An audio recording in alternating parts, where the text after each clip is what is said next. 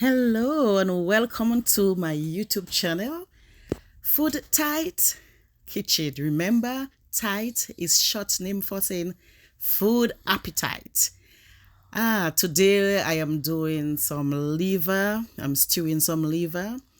I love eating liver. I believe it's one of those protein that which is good for you, especially persons who has iron issues like low iron. And I love eating liver. I ate liver every since I was a child. My mom would always prepare liver for us. She liked to fry it, but this one is more stewing than frying. And I love having it for breakfast. I believe it's a very good protein to have for breakfast as well. And I am adding my own sauces and mixing them. I'm putting chili sauce. As you can see, I'm putting Korean sauce. I love Korean flavors.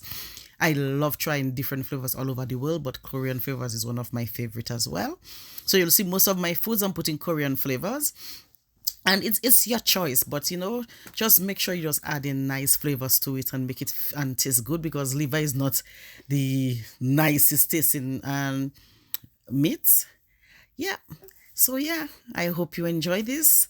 Please remember to subscribe, like, and share. God bless and have a wonderful day. See you in my next video. Love you.